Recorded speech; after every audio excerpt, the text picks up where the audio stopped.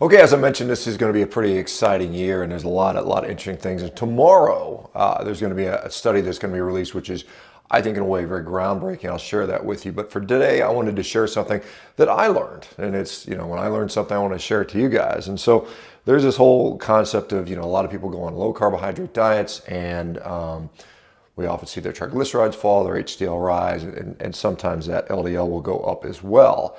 And why that is, I think we're going to get some insight in this paper that's coming out tomorrow. But with regard to HDL, a lot of us have heard of HDL as described as the so-called good cholesterol. And, the higher the better. Although some studies, it's kind of equivocal as to how much of an impact that is and if it is truly considered a beneficial marker. There's some doubt around that in some cases. But in general, when you go on a low carbohydrate diet, often your HDL will go up. Some people significantly and others not so much. And in discussion with Dave Feldman the other day, we discussed that topic. I've noticed, like for me, my HDL has never been really high. I mean, it was pretty low back into the 30s before I was on carnivore. Now carnivore, it's up, mid 40s. I think the last reading I had was 46.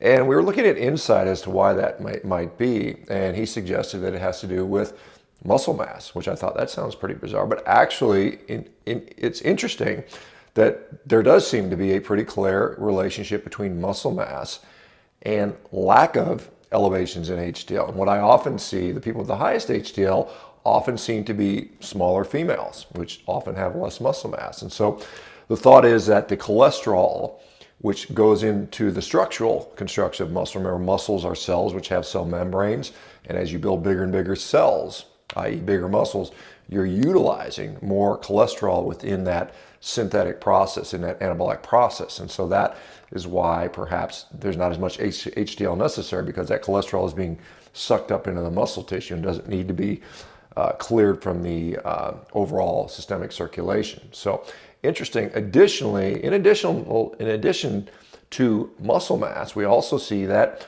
bone mineral density also associated with a little bit lower HDL cholesterol, or HDL lipoprotein rather. So that just another wrinkle into the whole system, because we're thinking about all these factors that drive these lipoproteins either up or down, and what's going on and what's the net effect of that. And I think there's a lot more nuance. I think what we're finding is there's a lot more nuance than just the very black and white, high HDL, always good, low LDL, always good type of sort of very black and white thinking, which I think many of us fall prey to, and including most physicians. So anyway, we're learning more. As I mentioned, 2024 is a very exciting year for a number of reasons. From the research that's going to be published, the research that I'm helping to organize to get done, to the, obviously the Revero, we just started accepting our first patients. Exciting things to come, and I'm glad that you guys are here to hear about it, and many of you guys are actually helping some of this come true. So tomorrow, like I said, I'm going to share this really cool groundbreaking study, and I'm going to ask you guys to share it as well, because that's important, because a lot of time the mainstream media will not cover these studies, and they need to get out there and have the impact that they should, because they're scientific earthquakes and no one's hearing about them. All right, guys, hopefully you guys are having a great day. Today's day 16 of World Carnivore Month.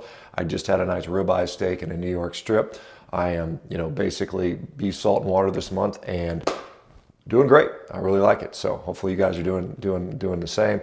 Let me know what you guys think about with HDL cholesterol. If any of you guys noticed something similar, if for you guys that have a lot of muscle mass, what's your HDL like? For you guys that are very thin and smallish, what's your HDL like, particularly in the context of a low carb diet? I'd be interested to see if this sort of new information sort of holds up in a generalizable way. Remember, there will always be exceptions. Isn't that what makes the rule the exception?